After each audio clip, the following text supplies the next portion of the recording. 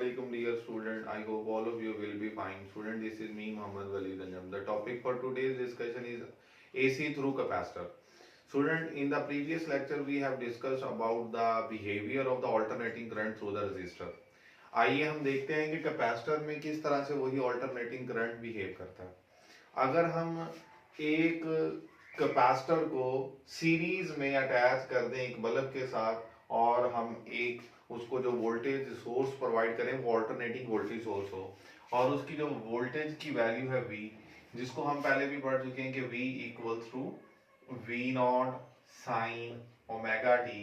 ये alternating current generator से हमने ये इक्वेशन पढ़ी थी।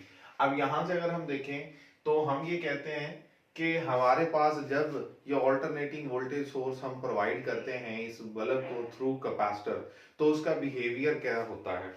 हम ये कहते हैं कि इससे पहले जो हम करंट पढ़ते थे वो डायरेक्ट करंट था।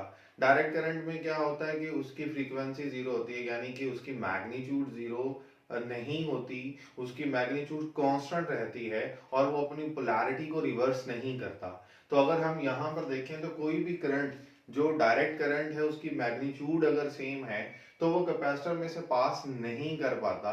इसके बारे में हम जब इस टॉपिक को ऑलमोस्ट कंप्लीशन स्टेज में होंगे तो भी हम देख लेंगे। लेकिन हम यहाँ पर ये कहते हैं, एक पॉइंट है जो बुक पर लिखा भी हुआ है कि DC direct current can not pass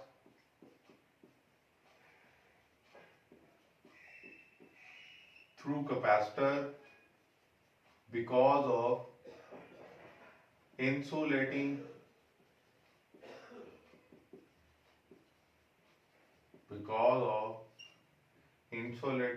medium between the plates।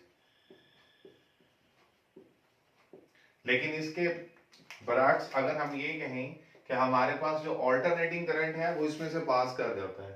क्यों? क्योंकि वो अपनी पोलैरिटी जब चेंज करता है तो कैपेसिटर की प्लेट्स जो हैं वो चार्ज और डिस्चार्ज होती हैं, या हम ये कह सकते हैं पहले वो चार्ज होती हैं बाद में डिस्चार्ज होती हैं, फिर अदर वे में वो चार्ज होती हैं और डिस्चार्ज होती हैं। इसके बारे में मैं आपको अभी एग्जांपल में यहाँ पे बता भी देता हूँ। हम ये कहते हैं कि जब हम ये वोल्टेज सोर्स अप्लाई करते हैं तो इसकी वैल्यू जब जीरो होती है, जिसकी वेवफॉर्म हमारे पास ये है, हम ये कहते हैं कि जब ये वैल्यू इस वोल्टेज की ऑल्टरनेटिंग वोल्टेज की जीरो होती है तो उस वक्त हमारे पास इस कैपेसिटर की प्लेट्स पर कोई चार्ज भी मौजूद नहीं होता।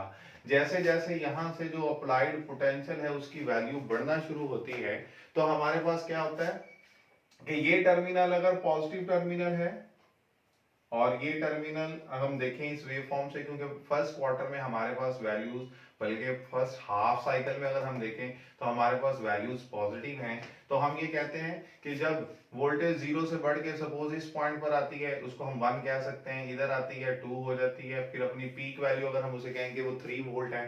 तो जैसे जैसे वोल्टेज बढ़ता जाएगा वैसे वैसे इस कैपेसिटर की प्लेट्स पर चार्जेस भी स्टोर होना शुरू हो जाएंगे। तो हमारे पास 4 क्वार्टर हैं ऑल्टरनेटिंग कोई भी क्वांटिटी होती है जिसको हमने वेवफॉर्म के जरिए से भी देखा है। तो हमारे पास ये फर्स्ट क्वार्टर है, ये सेकंड क्वार्टर है, फिर थर्ड क्वार्टर है एंड फोर्थ क्वार्टर है। फर्स्ट क्वार्टर में क्या होता है कि ये हमारे पास, मैं उसको यहां से रिप्रेजेंट करूंगा 0 से लेकर T/4 तक। 0 से लेकर T/4 तक स्टूडेंट्स क्या होता है, 0 से लेकर T/4 तक हमारे पास वोल्टेज की वैल्यू 0 से अपनी पीक वैल्यू तक जाती है। ये मैं उसको सिर्फ इसी तरह से बनाऊंगा ताकि आपको समझने में आसानी हो जाए। और ये पॉइंट अगर पॉजिटिव है और ये नेगेटिव है तो हम ये बात पढ़ चुके हैं कि कैपेसिटर की प्लेट पर जो चार्ज स्टोर होता है वो डायरेक्टली प्रोपोर्शनल है उस पोटेंशियल डिफरेंस के जो आपने उसको अप्लाई किए। तो लिहाजा हम यहां से ये इक्वेशन भी पढ़ चुके हैं, Q इक्वल्स टू CV।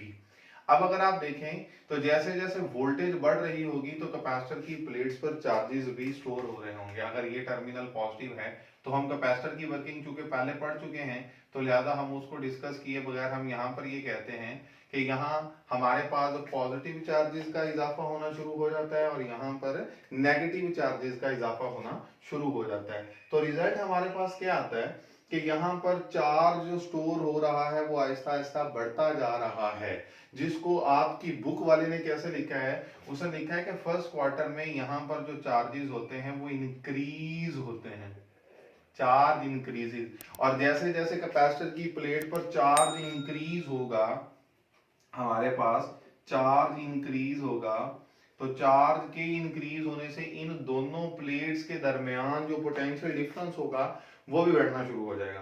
अब कैपेसिटर अभी फुली चार्ज नहीं हुआ था, लेकिन क्या हुआ कि हमारे पास यही वोल्टेज अपनी पीक वैल्यू से दोबारा कम होना शुरू हो गई, वोल्टेज पीक से कम होना शुरू हो गई, रही पॉजिटिव ही, लेकिन उसकी वैल्यू क्या होना शुरू हो गई, कम होना शुरू हो गई। और जब उसकी वैल्यू कम होगी तो स्टूडेंट्स अगर आप इमेजिन करें कि हमारे पास पहले जो डायरेक्शन है, मैं यहाँ पे बना भी देता हूं कि इसको मैं अगर कह दूं कि ये मेरे पास सोर्स है और ये मेरे पास लोड है, तो पहले क्वार्टर में इस सोर्स ने चार्जेस यहाँ प्रोवाइड किए और हम ये कह सकते हैं कि यहाँ पर पॉजिटिव का इजाफा हुआ और उसके कॉरस्पॉन्डिंग अदर प्लेट पर नेगेटिव का इजाफा हुआ। जबकि सेकेंड क्वार्टर में जब इसकी वैल्यू कम होना शुरू हो जाएगी, इसकी वैल्यू जब कम होगी अपनी पीक वैल्यू से, ये कम की तरफ आएगी, ये क्वार्टर कौन सा होगा, इस क्वार्टर को हम कहेंगे ये t/4 से ही t/2 तक हमारे पास जो क्वार्टर है, इस क्वार्टर में अगर हम देखें तो वही पॉजिटिव चार्ज जो इस प्लेट पर मौजूद था उसकी वैल्यू में कमी आना शुरू हो जाएगी। कमी क्यों आना शुरू हो जाएगी इसके बारे में भी मैं आपको बता देता हूं। पहले हमारे पास ये वोल्टेज सपोज करने कि इसकी पीक वैल्यू, जैसे मैंने यहां पर कहा 3 वोल्ट है, मैं यहां पे लिख भी देता हूं कि अगर ये मेरे पास 3 वोल्ट पीक वैल्यू थी, तो मेरे पास जब ये 3 था तो उस वक्त हमारे पास इसके क्रॉस भी चार्जेस स्टोर हो रहे थे, तो और इसके क्रॉस भी पोटेंशियल डेवलप हो रहा था। जैसे जैसे चार्ज इंक्रीज करेगा वैसे वैसे कैपेसिटर की दो प्लेट्स के दरमियान जो पोटेंशियल डिफरेंस होगा वो भी क्या करेगा, इंक्रीज करेगा। और जब ये पोटेंशियल डिफरेंस इंक्रीज करेगा तो ये एक टाइम आएगा कि इसके अंदर सपोज जैसे यहाँ पर तो ये 3 वोल्ट था, तो हम ये कहते हैं कि 3 वोल्ट का पोटेंशियल डिफरेंस यहाँ पर डिवेलप हो चुका। अब यहां पर अगर 3 वोल्ट का पोटेंशियल डिफरेंस है और इसकी वैल्यू 3 से कम होकर 2 हो गई है, तो आप देख सकते हैं कि ये वैल्यू कम है और इसके अक्रॉस जो पोटेंशियल होगा वो ज्यादा होगा। तो अल्टीमेटली वो जिसे कहते हैं ना डिक्रीज, वो चार्जेस इसलिए डिक्रीज होते हैं कि उस केस में हमारे पास ये जो कैपेसिटर है ये एक तरह का सोर्स बन जाता है और हमारे पास ये जो ऑल्टरनेटिंग वोल्टेज सोर्स था ये एक तरह का लोड बन जाता है। यानी कि पहले हमारे पास ये चार्जेस को सप्लाई एक तरह का कर रहा था, अब उसकी ऑपोजिट डायरेक्शन में ये चार्जेस को सप्लाई कर रहा है। अब इसके कॉरस्पॉन्डिंग जब थर्ड क्वार्टर आता है, थर्ड क्वार्टर कहां से कहां तक, t/2 से लेकर 3t/4 तक, तो होता क्या है कि हमारे पास अब ये टर्मिनल, चूंकि ये पॉजिटिव हाफ साइकिल था जबकि ये नेगेटिव हाफ साइकिल है, जो दो टर्मिनल पहले पॉजिटिव था वो अब नेगेटिव हो जाएगा और ये पॉजिटिव टर्मिनल। और आप देख सकते हैं कि अब इसकी पोलैरिटी -1 -2 -3 इस तरह से इंक्रीज करना शुरू करेगी। और जब ये इंक्रीज करना शुरू करेगी तो इस डायरेक्शन में हम ये कहेंगे चार्ज स्टोर होंगे, तो इस पर पॉजिटिव चार्ज इंक्रीज होना शुरू हो जाएगा और इस पर नेगेटिव चार्ज इंक्रीज होना शुरू हो जाएगा। और इसी तरह से जब दोबारा ये -3 अगर पीक है, -3 अगर पीक है और इसके क्रॉस जो पोटेंशियल डिफरेंस डिवेलप हुआ वो इसके क्रॉसपॉन्डिंग अगर -3 डिवेलप हो गया, तो आप ये देखें कि जब ये -3 के बाद -2 होगा, ये वैल्यू जब कम होगी तो ऑटोमेटिकली यहां पर जो चार्जेस मौजूद थे इसको अदर डायरेक्शन में करने की वजह से हम ये कहते हैं कि हमारे पास इसकी डायरेक्शन देखिएगा, ये हमारे पास डायरेक्शन रिवर्स हो जाएगी। तो लिहाजा रिजल्ट क्या होगा कि यहां पर भी हम क्या लिख सकते हैं कि वो डिक्रीज हुआ है। तो पहले कैपेसिटर चार्ज हुआ एक तरह का, फिर डिस्चार्ज हुआ, फिर अदर वे चार्ज हुआ, जो आपकी बुक में उसने बात लिखी है ना कि AC can pass through capacitor, मैं यहां पर वो पॉइंट लिख भी देता हूं कि AC alternating current can pass through capacitor because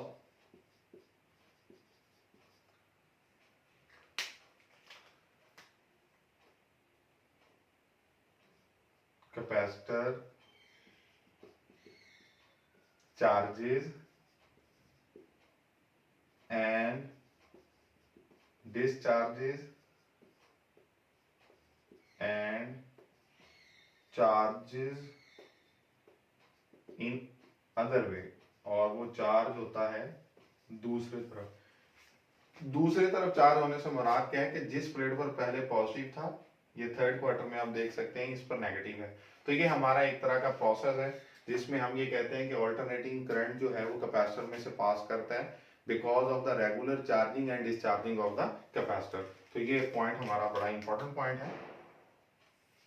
अब देखें, ये जो हमने यहाँ पर इक्वेशन लिखी Q equals to C V, V की वैल्यू अगर हम यहाँ पर जो हमने ये इसको अगर इक्वेशन नंबर 1 कह दें तो ये वैल्यू अगर हम यहाँ पर पुट करें तो ये हो जाएगा V not sine omega T, जिसको फर्दर हम क्या लिख सकते हैं C V naught into sine omega T. ये वो चार्ज है जो कैपेसिटर के क्रॉस डिवेल्प होता है। जब वोल्टेज बढ़ती है तो चार्ज भी उसके क्रॉस जो होगा वो बढ़ेगा, जब वोल्टेज कम होगी इसकी तो चार्ज डिस्चार्ज होगा, क्योंकि उस केस में डायरेक्शन रिवर्स हो जाएगी। अब वो कैपेसिटर पर स्टोर हुआ वो चार्ज अपनी डायरेक्शन को डिक्रीज करेगा क्योंकि वो सोर्स बन जाएगा, दूसरा लोड बन जाएगा। फिर अब हम बात करना चाह रहे हैं करंट की। तो जो करंट होता है वो हम पढ़ चुके हैं कि इसके इक्वल होता है फ्लो ऑफ द चार्ज, जिसे हम delta Q over delta T लिख सकते हैं। और इसी delta Q over delta T को हम डेरिवेटिव की टर्म में भी लिख सकते हैं D Q by D T. और डेरिवेटिव का मतलब भी हमारे पास चेंज है, यानी कि change in the value of the charge with respect to the time. यहां पर अगर हम ये वैल्यू पुट करें हमारे पास जो रिजल्ट आएगा कि इस चार्ज की वैल्यू टाइम के लिहाज से चूंकि चेंज हो रही है तो लिहाजा करंट की वैल्यू भी चेंज होगी। अब हम यहां पर ये जो term D Q by D T है इसको हम बोलते हैं कि ये हमारे पास स्लोप है, क्योंकि डेरिवेटिव को हम दूसरे अल्फाज में स्लोप का भी नाम दे सकते हैं। तो slope of the Q T graph, अगर हम यहां से देखें क्यू टी कर्व जो होगी या क्यू टी ग्राफ की जो स्लोप होगी वो दरअसल हमें क्या प्रोवाइड करेगी, जो करंट वहां से फ्लो कर रहा होगा उसके बारे में हमें इंफॉर्मेशन प्रोवाइड करेगी। इसको दो मेथड्स हैं हमारे पास करंट की वेवफॉर्म को ड्रॉ करने के। अगर हम यहां से देखें तो जो वोल्टेज की वेवफॉर्म है इसके करस्पॉन्डिंग अगर मैं करंट की वेवफॉर्म ड्रॉ करूं तो वो वेवफॉर्म किस तरह की होगी, वो वेवफॉर्म कुछ इस तरह से होगी कि जैसे जैसे हमारे पास फर्स्ट क्वार्टर में वोल्टेज बढ़ रहा था तो चार्ज भी बढ़ रहा है, क्योंकि क्यू और वी एक दूसरे के डायरेक्टली प्रोपोर्शनल है। और जब सोर्स की वैल्यू उसकी कम होती है तो जो चार्ज होगा उसकी वैल्यू भी कैपेसिटर की प्लेट पर कम होना शुरू हो जाएगी। और जब वही सोर्स ऑपोजिट डायरेक्शन में चार्जेस सप्लाई करेगा तो अगेन चार्जेस की मैग्नीट्यूड आप देख सकते हैं, यहाँ पर माइनस चार्ज बढ़ना शुरू हो जाएगा तो ये डायरेक्शन रिवर्स हो जाएगी। और फिर जब ये कम होना शुरू हो जाएगी, जिसको हमने यहाँ पे डिक्रीज लिखा है, तो हमारे पास ये इस तरह से कम हो। अब ये जो क्यूटी कर्व है, इस क्यूटी कर्व को अगर हम देखें तो हमारे पास इस क्यूटी कर्व की जो स्लोप है वो बेसिकली हमें क्या प्रोवाइड करती है, करंट की वैल्यू प्रोवाइड करती है। और हम इस स्लोप को किस तरह से फाइंड आउट कर सकते हैं, कोई भी हमारे पास अगर कर्व्ड पोर्शन हो तो कर्व्ड पोर्शन पर अगर आप स्लोप मालूम करना चाहते हैं तो जिस जगह पर आपने स्लोप मालूम करनी होती है वहां पर आप एक टेंजेंट लाइन ड्रॉ कर देते हैं। तो दरअसल हम ये कहना चाह रहे हैं कि कर्व लाइन की स्लोप मालूम करने के लिए हमें उस पॉइंट पर क्या ड्रॉ करना पड़ेगा, टेंजेंट ड्रॉ करना पड़ेगा। अब अगर हम इसको कहें कि ये टाइम एक्सिस है और ये चार्ज है और चार्ज टाइम के लिहाज से पहले बढ़ रहा था फिर वही चार्ज कम हो रहा है, तो मुख्तलिफ पॉइंट्स पर आप स्लोप अगर फाइंड आउट करना चाहते हैं तो आपको उन पॉइंट्स पर टेंजेंट्स ड्रॉ करने पड़ेंगे। टेंजेंट लाइन हमें पता है एक ऐसी लाइन होती है जो किसी भी ग्राफ पर हम कहते हैं या कर्व पर उसी एक पॉइंट पर टच करती है। अगर हम इस पॉइंट को यहां पर नेक्स्ट पॉइंट लें तो उसकी स्लोप हमारे पास ये होगी,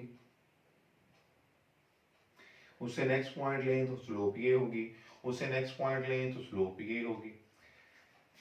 अब अगर हम देखें तो यहाँ पर स्लोप जो है वो इंक्रीज जो हमारे पास है या डिक्रीज है, इसके बारे में हमें कैसे पता चलेगा? इसको समझने के लिए इंतहाई आसान तरीका हम ये कंसीडर कर लेते हैं कि अगर ये एक लाइन है और इस लाइन पर मैं अगर यहाँ पर एक बॉल प्लेस कर दूं और मैं ये कहूं कि इस बॉल को आपने जब यहां पर प्लेस किया है तो ये किस डायरेक्शन में नीचे की तरफ फॉल करेगी, इधर या इधर? किसी डायरेक्शन में भी नहीं, वो तो बैलेंस कंडीशन में है। और अगर हम इसको थोड़ा सा बेंड कर दें ऐसे नीचे की तरफ तो ऑटोमेटिकली यहां से फॉल करेगी। थोड़ा बेंड करेंगे, इसकी स्पीड तो होगी लेकिन कम होगी, फिर और करेंगे तो स्लोप हम कहेंगे बढ़ती जा रही। और जब ये इस तरह से बिल्कुल ऐसे वर्टिकल पोजीशन यानी इस पॉइंट पर आएगी, लास्ट पॉइंट पर, तो हम कहेंगे कि यहाँ पर हमारे पास जो स्लोप होगी वो क्या होगी? मैक्सिमम होगी। क्यों मैक्सिमम होगी? क्योंकि अगर यही बॉल आप ये सपोज करें कि इस जगह पर ये इस पोजीशन पर रखी जाए तो ये फौरी से नीचे गिर जाएगी। लाइकवाइज अगर इसी बॉल को यहाँ पर रखा जाए तो ये फौरी से नीचे गिर जाएगी। तो जहां बॉल जितनी जल्दी गिरेगा वहां हम समझेंगे कि स्लोप मैक्सिमम है, और जहां बॉल नहीं गिरेगा वहां हम कहेंगे वो सबसे उसकी मिनिमम वैल्यू है, जिसको हम क्या कह सकते हैं? जीरो कह सकते हैं। अब इसके लिहाज से भी हम करंट की वैल्यू को फाइंड आउट कर सकते हैं। ये मैंने यहाँ पे तरीका बताया। अगर हम इसी तरीके को यहाँ पर देखें तो हमारे पास इस पॉइंट पर जो स्लोप होगी वो क्या होगी? मैं ऐसे टेंजेंट ड्रॉ करूंगा, फिर इस पॉइंट पर एक टेंजेंट ड्रॉ करूंगा, फिर इसी तरह से नेक्स्ट पॉइंट पर एक टेंजेंट ड्रॉ करेंगे। हम हर पॉइंट पर टेंजेंट ड्रॉ करके उस क्यूटी ग्राफ की स्लोप को फाइंड आउट कर सकते हैं। और जहां पर स्लोप, जैसे आपने यहां पर कहा कि ये वर्टिकल पॉइंट पर जो स्लोप है वो क्या है? मैक्सिमम है। और हॉरिजॉन्टल लाइन जो है ऑलमोस्ट वहां पर स्लोप क्या है? जीरो है या मिनिमम है। तो हम ये कह सकते हैं जहां स्लोप मैक्सिमम होगी वहां पर करंट मैक्सिमम होगा, और जहां पर स्लोप जीरो होगी वहां पर करंट भी जीरो होगा। तो अगर हम इस ये जो मैंने पॉइंट लिखे हुए हैं O B C D E, और अगर हम यहाँ पर देखें तो हमारे पास जो स्लोप इस पॉइंट पर है वो चूंकि मैक्सिमम है तो लिहाजा इस पॉइंट पर जो करंट होगा वो भी मैक्सिमम होगा। और इस जगह पर हमारे पास स्लोप जीरो होगी तो करंट भी जीरो होगा। तो दरअसल अगर हम इस ग्राफ को यहाँ पर प्लॉट करें तो आप देख सकते हैं कि हमारे पास जब वोल्टेज कैपेसिटर के अक्रॉस जीरो थी तो उस वक्त करंट मैक्सिमम था, और जब वोल्टेज जब मैक्सिमम हुई तो करंट जीरो हो गया। और इसी तरह से वोल्टेज जब अगेन जीरो हुई तो करंट मैक्सिमम हुआ, लेकिन किस डायरेक्शन में? ऑपोजिट डायरेक्शन में, क्योंकि इस पॉइंट पर भी हमारे पास स्लोप क्या है? मैक्सिमम है, ये इस पॉइंट पर। और इसी तरह से फिर नेक्स्ट हमारे पास स्लोप ये कम होना शुरू हो जाएगी और करंट भी कम होना शुरू हो जाएगा। तो इन शॉर्ट हम इस तरह से ये जो कर्व बनाएंगे, ये कर्व हमारे पास क्यू टी कर्व की जो बेसिकली है स्लोप, जिसको हम करंट का नाम दे रहे हैं, उसके लिहाज से है। तो हमारे पास इन पॉइंट को बुक पर नाम भी दिया गया हुआ कि अगर ये पॉइंट P है, ये पॉइंट N है, और ये पॉइंट Q है, और ये पॉइंट हमारे पास R है, और ये पॉइंट अगर S है, तो हम कोई भी नाम दे सकते हैं। तो इस पर हम उसको देख सकते हैं। ये एक तरीका है जो स्लोप के जरिए से हम कहते हैं। हम कहते हैं जब स्लोप मैक्सिमम हो जाएगी तो हमारे पास करंट मैक्सिमम होगा, और जब स्लोप मिनिमम होगी तो करंट भी हमारे पास मिनिमम होगा। अब हम इसका दूसरा मेथड देखते हैं। आइए मैं नेक्स्ट बोर्ड पर आपको उस सेकंड मेथड के बारे में बताता हूं कि वो किस तरह से हम उसके बारे में जो स्लोप है वो फाइंड आउट करेंगे। देखते हैं। अब यहाँ पर हमारा जो सेकंड मेथड है उसमें भी हम यही करेंगे कि D Q by D T यानी क्यू टू कर्व का जो स्लोप है, जिसे हमने डेरिवेटिव का नाम दिया, वो करंट। लेकिन यहाँ पर अगर हम वैल्यू पुट करें तो हमारे पास डी बाई डी टी वैसे ही आ जाएगा, और क्यू की जो वैल्यू है जो प्रीवियस इक्वेशन थे हमने देखी वो क्या थी? C V not sine omega T. अगर हम इस वैल्यू को देखें तो हमारे पास चूंकि ये डेरिवेटिव है, और हम लोगों ने डेरिवेटिव के पॉइंट ऑफ व्यू से ये बात पहले भी पढ़ी हुई है। मैथ के स्टूडेंट तो इस बात को बड़ी अच्छी तरह से जानते हैं कि हमारे पास ये जो सी बी टर्म है इसमें तो चूंकि टाइम का जिक्र ही नहीं है, तो ये टाइम के लिहाज से चेंज नहीं होने वाली, या जिसको हम बेसिकली कह सकते हैं कि यहाँ पर जो रूल लगेगा डेरिवेटिव का अप्लाई करेंगे, उसके मुताबिक ये जो साइन फंक्शन है ये टाइम के लिहाज से इसकी वैल्यू में कुछ चेंज आएगा, तो ये सी बी नॉट हमारे पास वैसे ही आ जाएगा। और साइन फंक्शन का जो डेरिवेटिव होता है वो होता है कॉस, और साइन ओमेगा टी का डेरिवेटिव हो जाएगा कॉस ओमेगा टी। और ये जो ओमेगा टी है इसका अगेन अगर हम डेरिवेटिव लें तो हम इसको D by D T of omega T लिख सकते हैं, और अगर हम उसका डेरिवेटिव निकालें तो हमारे पास रिजल्ट क्या आ जाएगा, हमारे पास रिजल्ट आ जाएगा omega D T by D T one आ जाएगा, और रिजल्ट हमारे पास ओमेगा आ जाएगा। अगर हम इस इक्वेशन को देखें तो ये इक्वेशन हमारे पास ओमेगा सी बी नॉट अगर हम इकट्ठा कर लें तो ये हो जाएगा कॉस ओमेगा टी, और हमारे पास ये आई की वैल्यू है। अब जैसे हम लिखते थे कि V equals to V not यानी कि peak value of the voltage, इसी तरह से जो I होगा वो किसके इक्वल होगा, I equals to I not cos omega T. अब ये जो आई नॉट है ये peak value of the current है, और इसको मैंने किसके इक्वल कहा है, मैंने लिखा है I naught equals to omega C into V naught के बराबर लिख दी है। अब हमारे पास जो करंट की इक्वेशन है वो ये है जिसमें कॉस फंक्शन आ रहा है, और जो वोल्टेज की इक्वेशन थी जो हम पहले पढ़ भी चुके हैं वो हमने यहां पर पुट भी की है उसकी वैल्यू, वो साइन फंक्शन है। तो हम इस इक्वेशन के लिहाज से अगर इनका ग्राफ बनाएंगे तो हमें ऑटोमेटिकली पता चल जाएगा कि इसका ग्राफ किस लिहाज से होता है। देखते हैं स्टूडेंट्स, हमारे पास करंट के लिए कॉस फंक्शन आ गया और वोल्टेज के लिए साइन फंक्शन आ गया।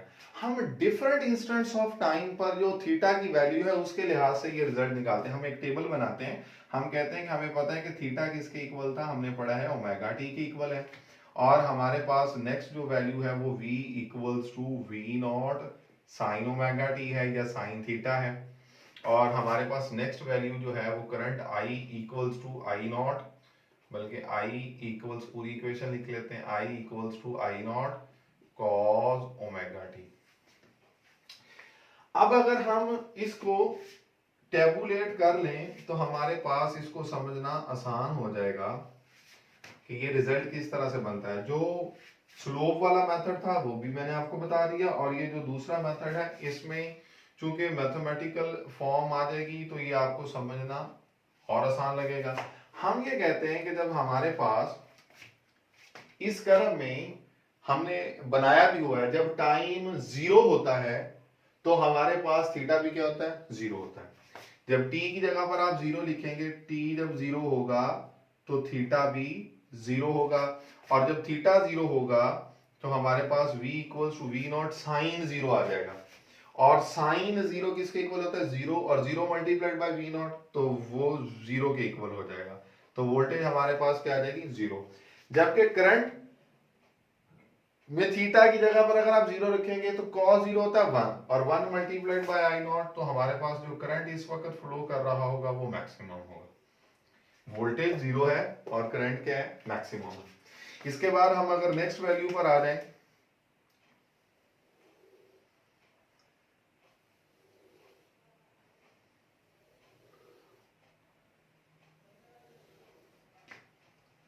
कि जब हमारे पास टाइम t इक्वल्स टू, यहां पर आ जाए t/4 था, तो हमारे पास थीटा जो था जो मैंने यहां पे पुट करके रिजल्ट निकालना है वो किसके इक्वल होता है, π/2, या जिसे हम क्या बोलते हैं 90 डिग्रीज। तो जब हमारे पास थीटा π/2 होगा या 90 होगा तो साइन 90 क्या होता है 1, और 1 मल्टीप्लाइड बाय वी नॉट, तो हमारे पास रिजल्ट आ जाएगा v equals to V not. और यहाँ पे करंट के लिए अगर हम देखें तो करंट आ जाएगा I equals to I not into cos 90, और कॉस 90 जीरो होता है तो result I not multiplied by zero, तो रिजल्ट क्या आ जाएगा, जीरो।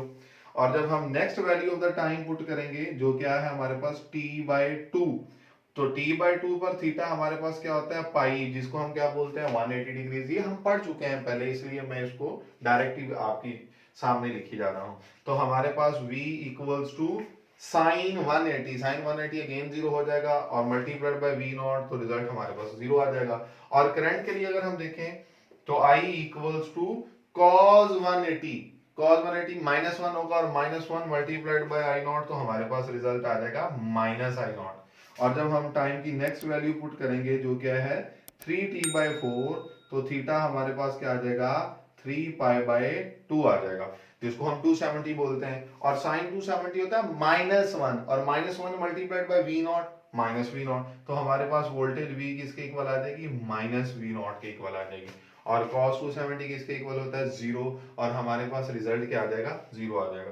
तो करंट हमारे पास 0 हो जाएगा। और last but not the least हमारे पास जो टाइम है, अगर उसकी जगह पर कंप्लीट टाइम पीरियड लिख दें तो थीटा हमारे पास किसके इक्वल आता है, 2π, ये हम यहाँ पर लिख भी चुके हैं। तो हमारे पास साइन 360 या 2π हमें पता है पहले से कि वो 0 होता है, 0 मल्टीप्लाइड बाय V0, तो अगेन वोल्टेज 0 हो जाएगी।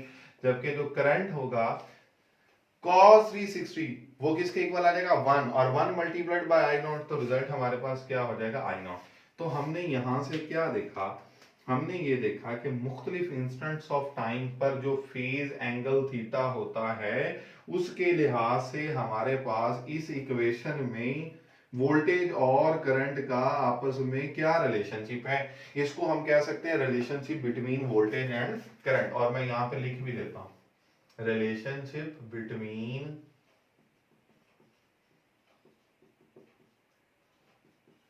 voltage and current।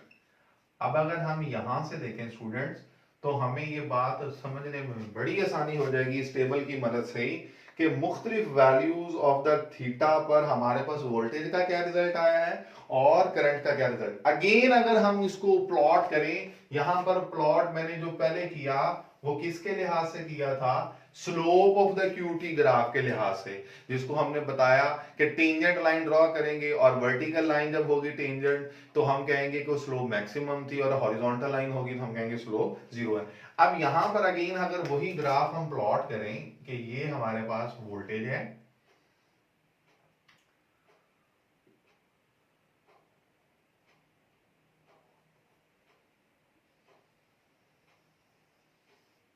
कि ये हमारे पास अगर हम देखें वोल्टेज है जो कि 0 से हम कहते हैं जब स्टार्ट हुई, तो उस पॉइंट को हम अगर नाम दे दें अगेन A B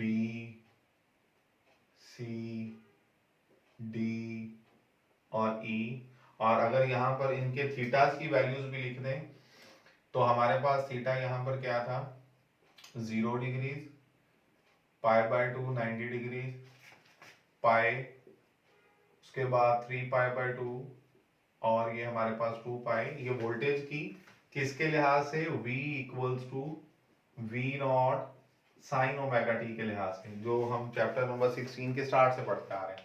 और फिर हमने चार्ज की बनाई, जो कर्व थी या चार्ज की जो वेवफॉर्म थी Q, वो टाइम के लिहाज से उसको भी हमने ऐसे ही पढ़ा कि जब वोल्टेज बढ़ता है तो चार्ज बढ़ता है, किस लिहाज से, Q इक्वल्स टू CV के लिहाज से। वोल्टेज बढ़ाते जाएंगे चार्ज बढ़ता जाएगा, वोल्टेज कम होगा चार्ज कैपेसिटर पर कम होगा, वोल्टेज अदर डायरेक्शन में पोलैरिटी रिवर्स करने के बाद माइनस डायरेक्शन में बढ़ना शुरू हो जाएगा, फिर चार्ज नेगेटिव डायरेक्शन में बढ़ना शुरू हो जाएगा, और फिर वो कम होगा तो कम होना शुरू हो जाएगा। अब यहां पर अगर हम देखें तो हमारे पास ये जो रेड मैंने वेवफॉर्म बनाई है ये बेसिकली किसको रिप्रेजेंट कर रही है, ये Q को रिप्रेजेंट कर रही है, चार्ज को। और ये जो मैंने ब्लैक वाली बनाई है ये किसको रिप्रेजेंट कर रही है, ये रिप्रेजेंट कर रही है जो वोल्टेज हमने अप्लाई किया था।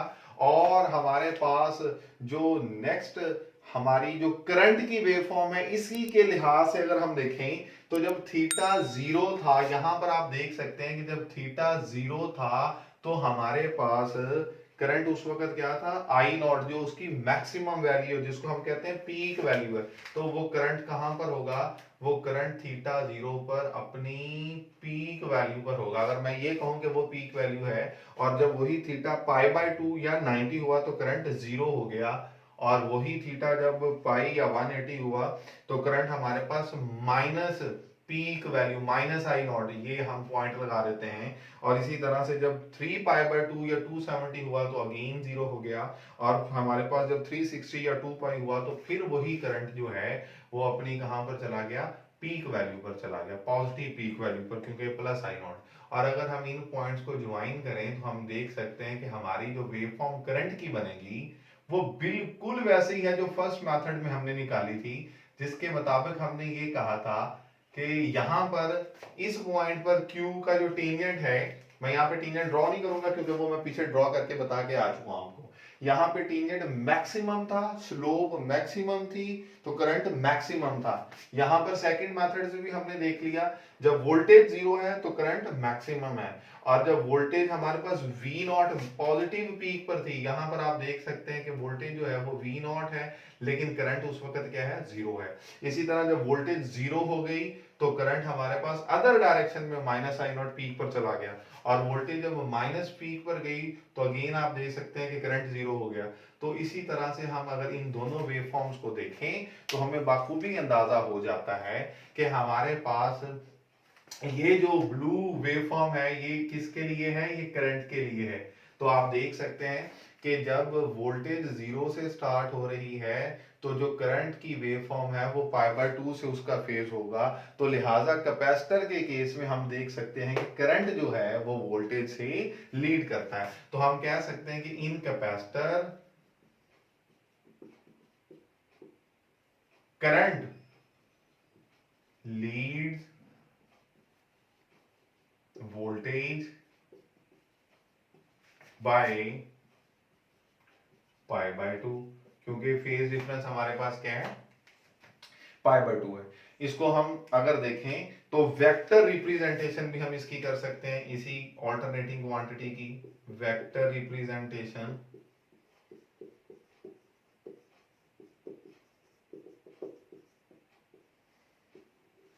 और वेक्टर रिप्रेजेंटेशन में हम क्या देखेंगे, हमने कल ये बात पढ़ी थी कि अगर आपको ये डिफाइन करना हो कि 0 डिग्री और पॉजिटिव पीक में से कौन सी वेवफॉर्म आपकी लीड कर रही है, तो हमने पढ़ा था जो पॉजिटिव पीक वाली होगी वो लीड करेगी, और अगर इसी तरह जीरो के साथ नेगेटिव पीक होती तो कौन सी लीड करती, जीरो वाली लीड करती। तो लिहाजा हम ये देख सकते हैं कि पॉजिटिव पीक वाली लीड कर रही है। फिर हमने दूसरा उसका जो पॉइंट पढ़ा था वो ये था कि जो क्वांटिटी जीरो से स्टार्ट हो और पॉजिटिवली इंक्रीज करे, तो वो इस केस में ये ब्लू लाइन है जिसको हमने वोल्टेज की वेवफॉर्म का नाम दिया है। तो वोल्टेज जीरो से स्टार्ट हो रही है और पॉजिटिवली इंक्रीज कर रही है, तो लिहाजा हम वोल्टेज को अपना रेफरेंस बना लेंगे और उसका जो वेक्टर होगा उसको हॉरिजॉन्टल लाइन के तौर पर रिप्रेजेंट करेंगे। और हमारे पास इसी तरह से ही जो करंट है वो कैपेसिटर के केस में चूंकि लीड कर रहा है, और कितना लीड कर रहा है, π/2 से, तो मैंने उसका भी आपको तरीकाकार बताया हुआ था कि जो लीड करेगा फिर उसको आपने इस रेफरेंस लाइन से अपवर्ड डायरेक्शन में बनाना है। चूंकि एग्जैक्ट एंगल 90 है या π/2 है तो ये वर्टिकल लाइन होगी। और फिर हमने ये कहा था कि ये जो वेक्टर्स हैं ये रोटेट कैसे करते हैं, एंटी क्लॉकवाइज डायरेक्शन में। तो ये हमारे पास एंटी क्लॉकवाइज डायरेक्शन में इसकी रोटेशन होगी। तो ये वेक्टर रिप्रेजेंटेशन है। इसके लिहाज से भी हम ये देख सकते हैं जो करंट है वो लीड कर रहा है और जो वोल्टेज है वो लैग कर रही है। स्टूडेंट, इसके बाद हम यहाँ पर एक पीछे जो टर्म पढ़कर आए हैं कि हमारे पास जैसे मैंने यहां पर कहा कि आई नॉट किसके इक्वल है, ओमेगा सी वी नॉट के इक्वल। ये देखिएगा, आई नॉट को अगर मैं ये कहूं कि वो ओमेगा सी वी नॉट के इक्वल है, और मैं यहां से आई नॉट ओवर वी नॉट कर लूं, ये वी नॉट इधर आके डिवाइड हो जाए तो ये हो जाएगा ओमेगा सी, और इसके डिनोमिनेटर में हम क्या लिख सकते हैं, 1। और अगर हम इसको रिवर्स कर लें, इन्वर्ट कर दें, तो ये हो जाएगा V naught over I naught equals to 1 over omega C. V naught peak value of the voltage है और I naught peak value of the current है। और हम पीछे पढ़ कर आए जो रिलेशनशिप के जो हमारे पास रूट मीन स्क्वायर वैल्यू होती है वो किसके इक्वल होती है, वो हमारे पास पीक वैल्यू डिवाइडेड बाय √2 होती है। और अगर हमें पीक वैल्यू मालूम करनी हो तो उसे हम लिखते हैं √2 इंटू VRMS। अब मैं इस पीक वोल्टेज की जगह पर लिख सकता हूं VRMS into √2 divided by I peak की जगह पर क्या लिख सकता हूं, IRMS into √2 equals to 1 over omega C. √2 से कैंसिल हो गया और हमारे पास ये जो रिजल्ट आया है VRMS over IRMS equals to 1 over omega c. This is basically called reactance of the capacitor और उसे हम XC से रिप्रेजेंट करते हैं। तो अब हम यहां से ये देख सकते हैं कि हमारे पास ये जो एक्स सी है जो 1/ओमेगा c की इक्वल है, इसको हम अगर डिफाइन करें तो हम इसे लिखते हैं रिएक्टेंस ऑफ कैपेसिटर।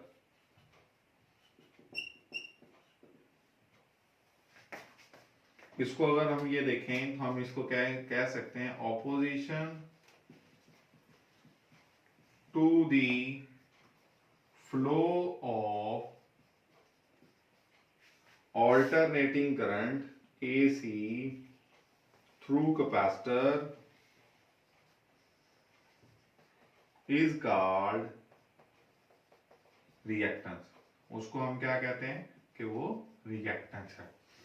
अब अगर हम ये देखें तो ये चूंकि V/I की रेशो है, जैसे हम रेजिस्टर के केस में रेजिस्टेंस पढ़ते थे R = V/I, तो जो इसका यूनिट होगा,